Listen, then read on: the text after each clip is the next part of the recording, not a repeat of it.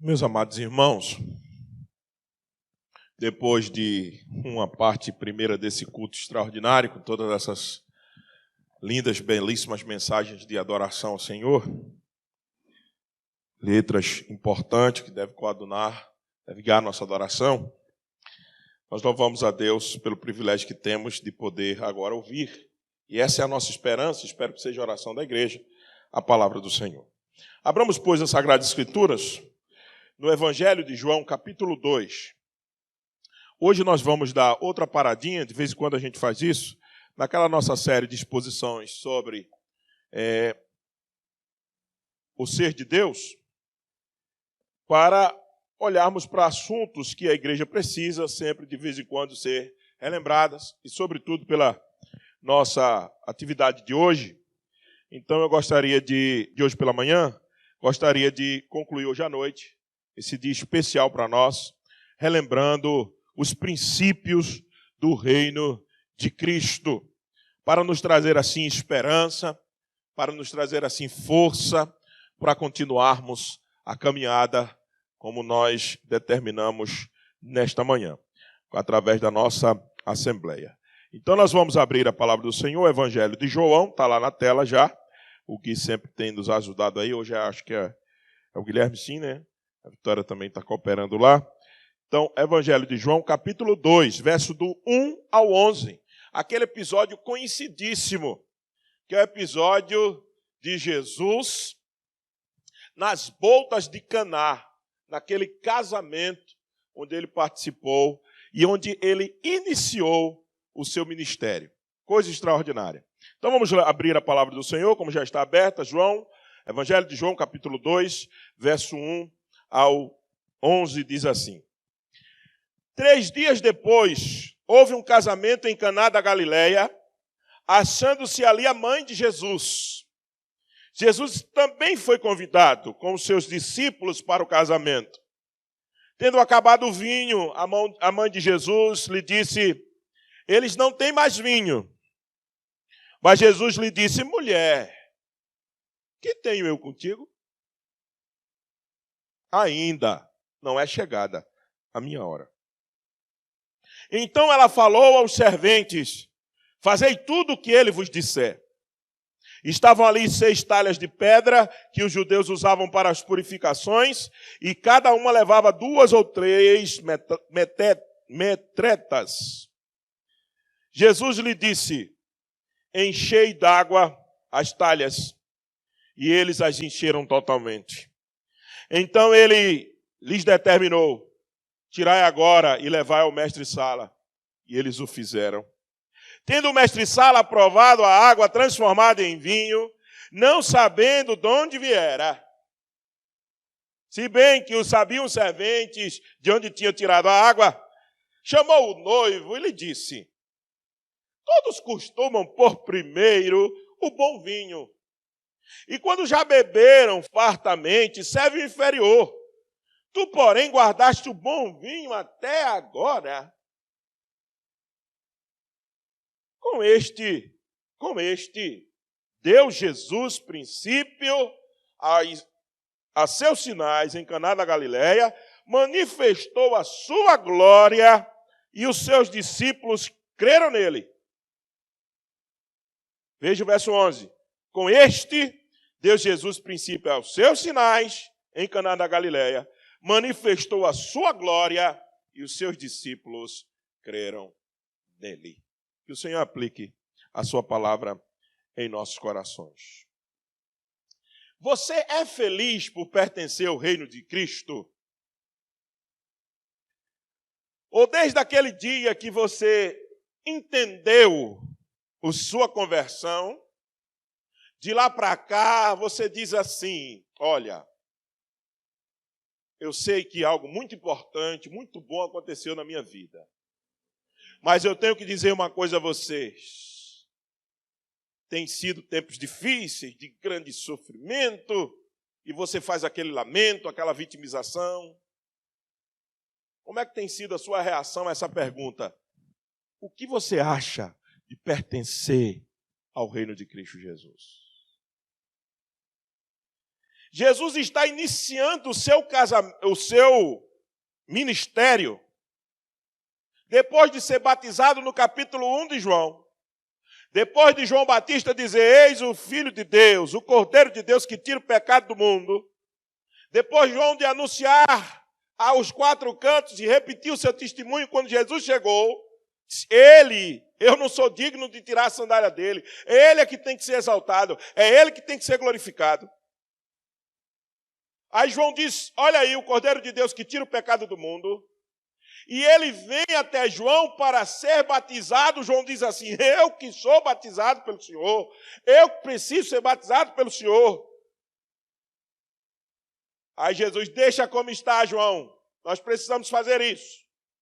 João o batiza. E depois ele conversa com Filipe. Se revela a Natanael. Natanael fica espantado. Como é que Jesus sabia onde ele estava, debaixo daquela árvore. E aí, registra-se, João, esse primeiro sinal para indicar agora o início do seu ministério. O início do seu reino terreno. O início do seu reino espiritual. Com esse primeiro milagre. Tanto é que o verso 11 diz, este foi o primeiro milagre para que ele demonstrasse a sua glória e para que os discípulos crescem. E onde é que ele resolve começar o princípio do seu reino? Onde é que ele resolve começar o seu reino terreno, espiritual, nos corações do seu povo? Onde ele exige, ou melhor, começa numa grande festa. Casamento era uma das principais festas daquela época. Onde Jesus começa o seu ministério no ambiente de alegria, de felicidade, de festa, de aliança, de votos feitos um para os outros. Eu não sei você, eu já casei muita gente, já participei de muito casamento, eu tenho aí, eu acho que 19 a 20, feito aqui só em Limeira, nessa região. Eu vou dizer a você, toda vez que eu estou no casamento, eu não sei porquê, eu fico mais feliz, fico mais alegre, fico mais amante, doido para renovar meus votos com a minha esposa. É assim ou não é com vocês? Pelo menos comigo acontece assim. O casamento tem essa magia do amor, essa coisa da renovação dos votos. É aquela festa que nos anima. Onde Jesus escolhe para começar o seu ministério? Num ambiente desse. Um ambiente de amor, de felicidade, de cumplicidade, de voto. Você não acha isso interessante? Isso não tem que nos levar a pensar e a refletir? Isso não tem que fazer com que a gente pense imediatamente que ele quer nos ensinar alguma coisa por estar ali, naquele lugar? Não é apenas para socorrer o noivo, para transformar, porque o noivo estava acabando o vinho, e ele para transformar água em vinho e salvar o casamento, porque o casamento estava para ser uma catástrofe. O vinho acabou. A bebida principal da festa já não tinha mais. Os convidados iam sair falando. Não é só para isso. Tem alguma coisa que esse texto está registrado para nos ensinar. E eu penso que Jesus vai ensinar para a gente aqui princípios do reino, do seu reino. Princípios do reino de Cristo. E o primeiro deles, à luz da exposição desse texto, que traz para nós inúmeras lições, muitas lições, mas vamos apenas nos concentrar na atitude de Jesus. Aqui tem lição sobre cristologia, aqui tem lição sobre sua divindade, aqui tem lição sobre o seu poder, aqui tem lição sobre a sua glória, mas eu quero me concentrar nessa noite apenas em princípios que ele nos dá nessa passagem, que ele quer revelar para nós, princípios que estão ali, é só a gente observar os princípios do reino de Cristo. E o primeiro deles é que o reino do Senhor Jesus Cristo é um reino de alegria. Não é um reino de sofrimento apenas. Existe sim. Mas não é um reino apenas de tristeza, de lamento, de lamúria. de vitimização, de coitadismo. Não! O reino do Senhor é um reino de alegria. O fato dele iniciar seu ministério em um casamento, em uma festa de casamento, em um local permeado de alegria, nos impulsiona a entender: o meu reino será assim. Uma grande festa. Não é à toa que quando ele acaba de expor sobre a necessidade de alguns discípulos e dizer que ele era o pão da vida, alguém diz assim: ah, como será glorioso comer o pão no reino de Deus. Ele diz assim: no reino de Deus é semelhante a uma grande festa que ele chamou, que ele mandou convidar a todos. Ele conta a parábola da grande festa, da grande ceia. Jesus é assim. Jesus quer estabelecer o seu reino com alegria. Um seu reino que aponta para nós de felicidade. A parábola da grande ceia, onde Jesus compara o seu reino com a grande festa, aponta para o fato de que o Senhor Jesus é a fonte de toda alegria. É a fonte da verdadeira satisfação. Aquele casamento foi salvo.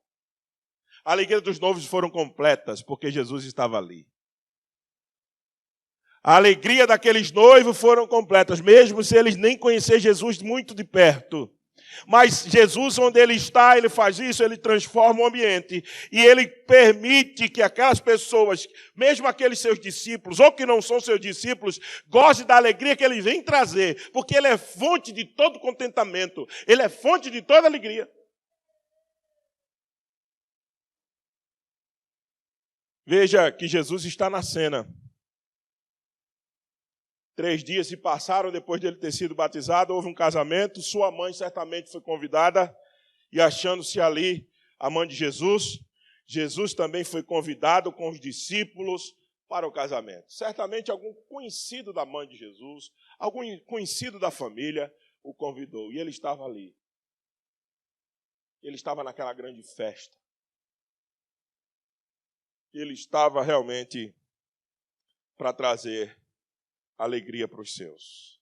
O grande problema é que, às vezes, nós estamos vivendo a vida cristã subordinado a um jugo que nos foi colocado por decisões que nós mesmos tomamos. E aí a gente confunde as escolhas que nós fizemos, as decisões que nós tomamos, o lugar que nós estamos, como alguma coisa que foi colocada por Deus sobre nós. E não foi. E não é. Foi eu que escolhi. Foi você que escolheu. Foram suas decisões. E nós estamos dizendo que isso é fruto porque nós servimos o rei.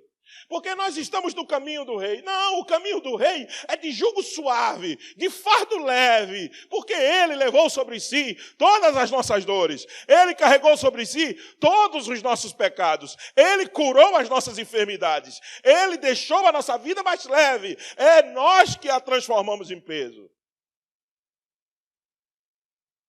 Nele nós somos livres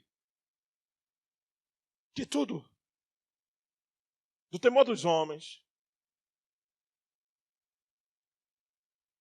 do orgulho, da vaidade, de querer ser alguma coisa.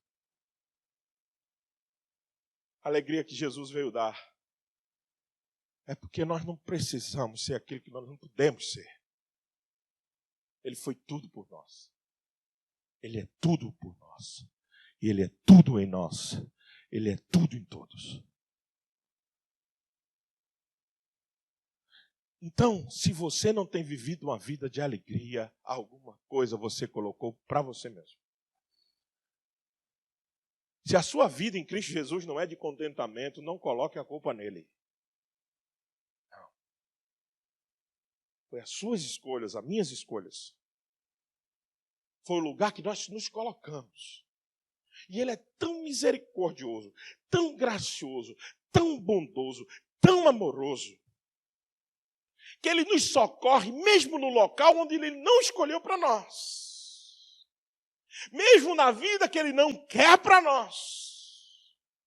Mesmo com os erros das nossas escolhas. Ele nos socorre lá. Ele nos assiste lá. Nós precisamos entender, meus irmãos, muitas das nossas tristezas, muitos dos nossos sofrimentos, fomos nós que escolhemos. E é por isso que nós deveríamos dizer assim: Senhor, eu não quero mais controlar minha vida. Senhor, eu não quero absolutamente mais viver por mim mesmo. Senhor, eu não sei nem o que é melhor para mim. As Escrituras nos apontam que nós deveríamos tomar todo o controle da nossa existência e colocar no Senhor e deixar nele, somente nele. O segundo princípio do reino de Deus, do reino de Cristo, que está no texto, é que é um reino que é preciso saber esperar. Ninguém gosta de esperar. Mas o reino de Cristo é preciso saber esperar o momento certo, a hora certa. Maria está na festa. E é aqui que muitos teólogos católicos romanos distorcem o texto. Eles dizem que é que porque Maria está na festa que Jesus obedece a Maria. Ao contrário. Maria está na festa e quer acelerar. Maria está na festa e quer resolver o problema dos noivos. Veja o verso 3 a 5. Tendo acabado o vinho, a mãe de Jesus, Maria, uma grande serva de Deus, disse-lhe: ele não tem mais vinho. Claro, eu estou suavizando aqui. Mas há um tom de desespero aqui, né? Olha, meu filho, por que ela vai a Jesus? Se ela tem tanto poder assim, por que ela não resolve o problema? Se ela é a mãe de todos assim, por que ela não resolveu? Porque não, ela é humana como eu e você, pecadora como eu e você. Teve a graça de receber o Senhor Jesus no ventre. E só isso. Mas uma mulher de grande fé.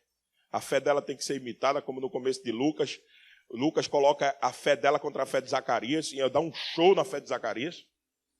Zacarias é um sacerdote que está pregando a palavra de Deus, e ela é uma jovem que está recebendo uma incumbência da parte do Senhor, e lá em Lucas 1, Lucas coloca a fé dela contra a de Zacarias, para a gente entender que Maria é algo de ser imitado, mas pela fé que tinha no Senhor Jesus.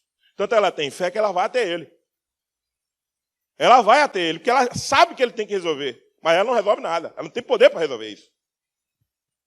Ela não tem poder para resolver isso.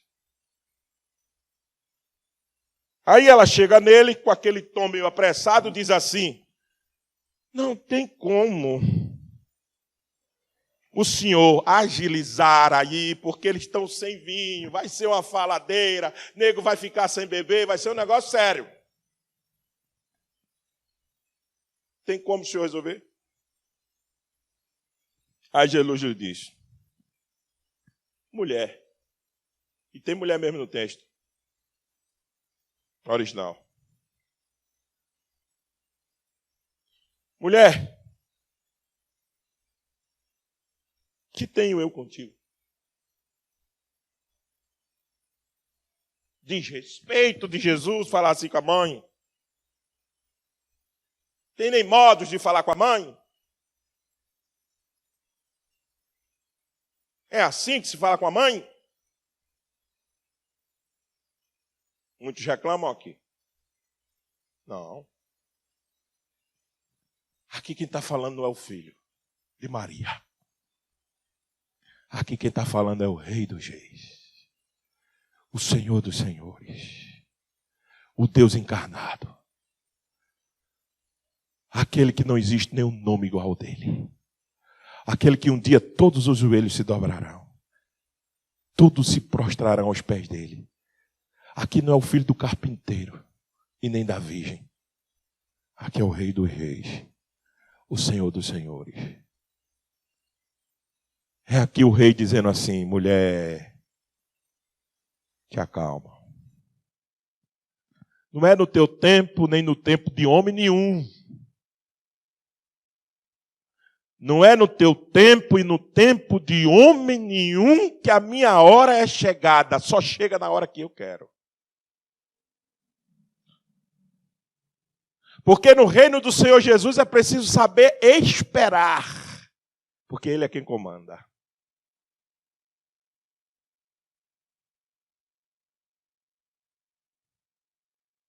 O fato dele iniciar seu ministério,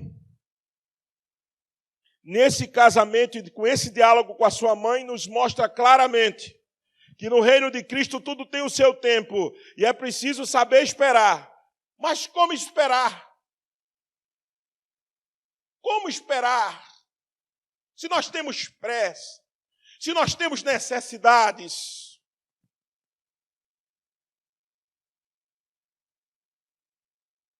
Maria diz a receita de como esperar. Olha o que está no verso 5. Que extraordinária Maria. Maria é uma mulher de fé. Tem que ser respeitada, mas não manda no Senhor Jesus. Não pode mandar nele. Ele é o rei do rei. Ela diz assim, olha, chama o servente de lá e diz assim, meus filhos, eu sei quem ele é. Talvez vocês não saibam. Deixa eu dizer uma coisa para vocês. Vocês façam tudo o que ele disser. Como é que eu espero, pastor? Faça o que ele diz. Cumpra os seus mandamentos. Ame ao próximo como a ti mesmo. A Deus sobre todas as coisas, o próximo como a ti mesmo. Saiba esperar, cumpra o que ele diz. Olhe os princípios bíblicos. Não altere os princípios bíblicos. É assim que a gente espera. A gente não espera de braços cruzados, passiva, dizendo, um dia minha bênção chegará. Não, faz o que ele manda, age do que ele faz, no teu casamento, no teu trabalho, na relação com o teu patrão, na relação com teus filhos, na relação com o teu cônjuge, na relação com a tua esposa, no namoro, espera o namoro, cuidado. Não avança sinal. Não aborta, não é? Faz o que ele manda, não assassina, não matarás. Faz o que ele manda e espera e verás o que ele vai fazer com a tua vida. O que eu tenho que fazer? Já obedecê-lo já é muita coisa. Maria diz, faça tudo o que ele disser. Tudo que vai dar certo. Olha, se ele mandar para vocês botarem pedra na metetras, nas talhas, a quantidade de metetras, o que ele disser, hoje vocês façam tudo, pode ser o absurdo que parecer. Vocês façam. Maria parece que estava adivinhando, que era um absurdo que vinha pela frente. Como é que é? O Senhor vai mandar a gente encher a água nisso aqui? Isso é lugar de botar vinho, como é que o Senhor está mandando a gente botar água aqui? O Senhor está doido? Botar água aqui?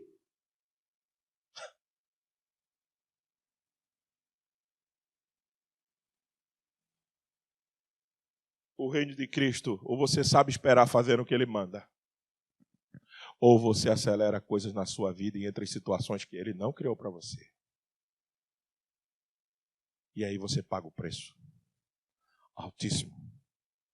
Altíssimo. Saiba esperar. Faça o que ele disser. Mesmo quando a coisa parecer a mais absurda do mundo. Não acredito que o Senhor está mandando a gente fazer isso. Faça. Sofra. Paga o dano. Sofra as consequências. Mas saiba que ele pode transformar a tua vida como transformou aquela água em vinho. Ele pode. Terceiro princípio do reino de Cristo. É um princípio de milagre, mas de transformação.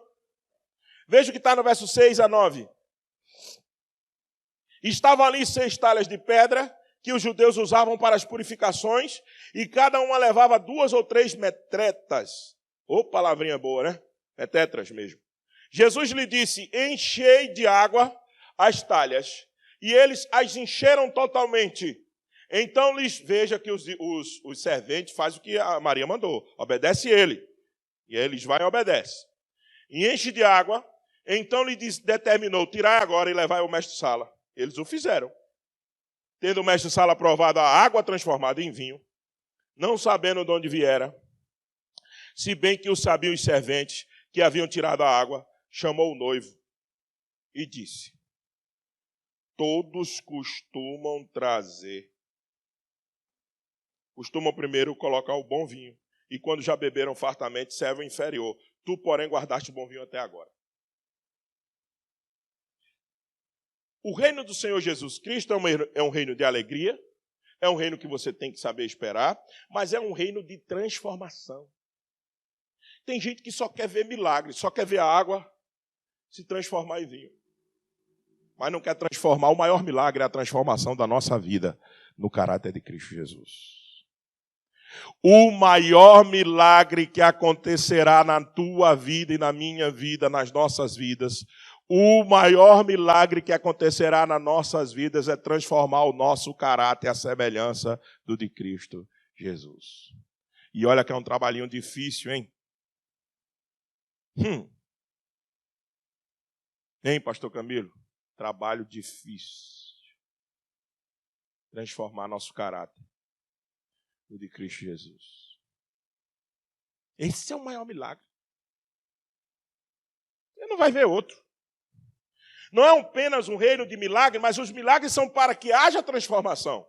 Assim como a água se transformou em vinho, os participantes do reino de Cristo são chamados para participar de um verdadeiro milagre, a saber, a transformação de sua vida.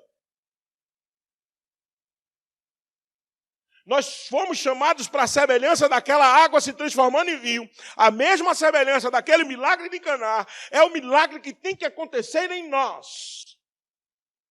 E como é que a gente faz isso, pastor? Negando-se a si mesmo, tomando a sua cruz e seguindo. O primeiro passo ninguém quer dar. Negar a si mesmo, não. Todo mundo tem as suas vontades aqui. Eu tenho a minha. A gente quer fazer a nossa vontade. Não, o que der na nossa telha. Eu faço o que tenho vontade. Mas nem sempre as nossas vontades são boas, agradáveis e perfeitas. Nossas vontades muitas vezes são pecaminosas, meus irmãos. Então é preciso negar a si mesmo. Jesus disse, negue-se a si mesmo. Tome a sua cruz. Tome aquilo que você tem que fazer, por aquilo pelo qual você tem que sofrer. Cruz é sinal de sofrimento. E siga-me. Aí o milagre começa. Aí você começa a ver transformação. Aí você começa a ver os seus desejos, as suas vontades sendo afeiçoadas, moldadas à vontade de Cristo. Os puritanos do século 17 e 18, eles tinham isso na sua prática. Eles liam as Escrituras, meditavam. Eles chamavam isso de meditação. Pensar no texto, fazer 7 perguntas relacionadas ao texto. Pensar em que aquele texto aponta para Deus, aponta para a vida, aponta para a realidade do inferno. Todas essas perguntas eles faziam, eles meditavam naquilo e eles diziam o seguinte, o fruto disso é que a minha vontade, as minhas afeições começam a se parecer com a de Cristo. Aquele pecado que tanto me atrai, aquela coisa que eu tanto gosto de fazer, aquilo que eu sei que é errado, mas ela está lá, aquilo está encrostado, aquilo só eu e Deus sabemos. Aquilo que nem tua mulher sabe, nem teu marido. Aquilo que nem teus filhos ousam saber. Mas ele está vendo. Aquilo que está lá, só é transformado, só é arrancado, só é mudado quando as nossas afeições começam a se parecer com ele. Isso é duro, isso é trabalho duro, isso é trabalho de uma vida inteira. Então o reino de Cristo não é para você chegar como está e ficar como está, não. Você chega como é e tem que continuar diferente. Tem que ser transformado ao caráter dele. tem que parecer com ele.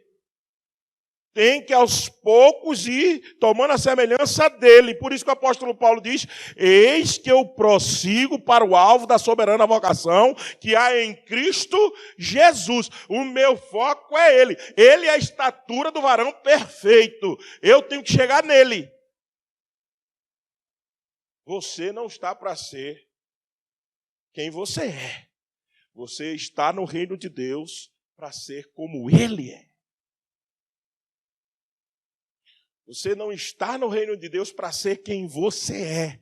Você está no reino de Deus para ser como ele é. Por isso que a água tem que ser transformada em vinho na nossa vida. O quarto princípio, chegando para próximo do fim, é que o reino de Cristo sempre pensa no próximo. Ele não é um reino egoísta. Ele não é uma coisa que ele pensa somente em si mesmo. Veja, o comentário que o mestre Sala faz do vinho que Jesus mandou servir é um comentário que salva aquela situação que Maria tinha apontado. Eles estão sem vinho. Aí você pensa o seguinte: é uma situação que ia acabar o casamento, não ia? Quando Jesus faz o milagre que transforma a água em vinho, ele não salvou o casamento. Como assim, pastor? Não. Ele marcou para sempre aquele casamento. Diferente. Ninguém mais ia tomar daquele vinho, nem nenhum casamento. Ninguém mais ia para um casamento e ia esperar. Olha, eu estava naquele dia que o filho de Maria estava lá. Agora estou aqui nesse casamento, vou esperar que o próximo vinho seja melhor do que esse. O que foi assim naquele dia? Não. Esse ficou um casamento na história. Não há outro registro que Jesus tenha feito isso em outro lugar. Logo, podemos subentender que esse casamento é especial. Aqueles pobres noivos que iam ter sua festa totalmente esquecida e ridicularizada porque deixaram faltar vinho, agora não só tem vinho, mas tem do melhor. E que em nenhum outro lugar vão beber dele de novo.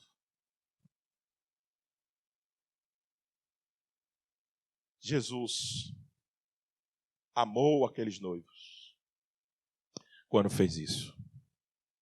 O reino de Deus, o reino de Cristo Jesus, a gente faz as ações, muitas vezes, querendo apenas pensar em nós. Não pode ser assim. Temos que pensar no outro também, em abençoá-lo também. Essa é a insistência de Jesus no seu evangelho. É a insistência de amar o próximo como a si mesmo. É a insistência da lei de Deus que diz que nós devemos honrar pai e mãe, isso é amar o próximo.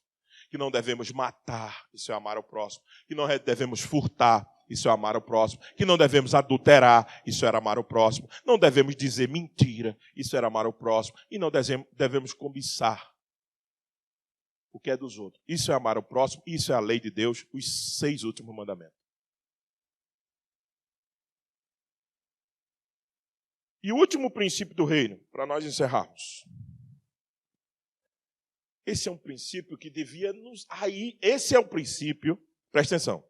Esse é o princípio que faz com que o reino seja de alegria e de esperança. É o princípio que é um reino onde o melhor ainda está por vir. No reino de Cristo, o melhor ainda está por vir sempre.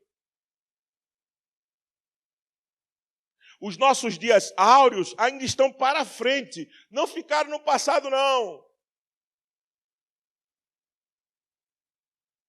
Os nossos dias gloriosos estão lá. Não está cá. O cristianismo, a perspectiva para frente sempre. O melhor está por vir. O último vinho era melhor do que o primeiro.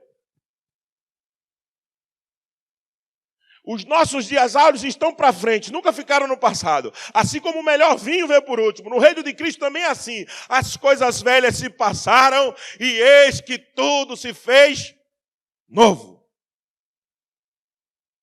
Não é assim?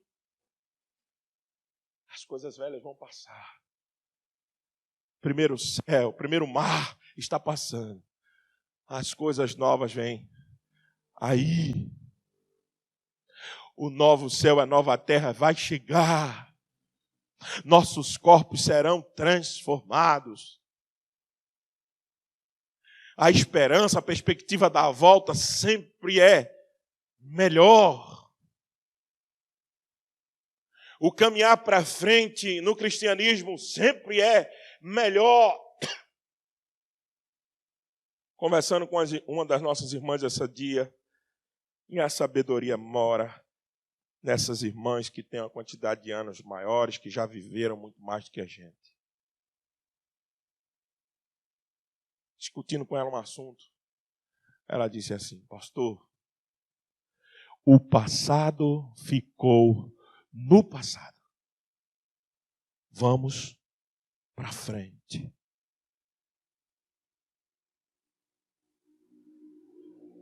Eu sou muito abençoado com essas nossas irmãs mais velhas, elas me ensinam muito. E essa eu não esquecerei mais nunca. Vou morrer com essa frase. Eu vou dizer quem é que é a irmã de vocês conhecem muito. E aí, posso dizer depois, estamos em transmissões. Ela disse: pastor, o passado ficou no passado. Vamos para frente. Essa é a perspectiva do cristianismo. Você deixa o seu passado lá. E você quer olhar sempre para frente. Porque os dias melhores estão por vir. E eu não estou me referindo a essa vida aqui, não. Pastor, como é que é dias melhores? Os pés vão tremendo. Os braços vão esmorecendo. A artrite, a artrose, a esclerose, tanto há que chega, pastor. Os dentes ficam tudo caindo. Uma tremedeira que vai chegando. O senhor está dizendo que dias melhor vem para frente. É porque você está olhando para aqui e para agora. Mas nós estamos olhando para frente no sentido de eternidade.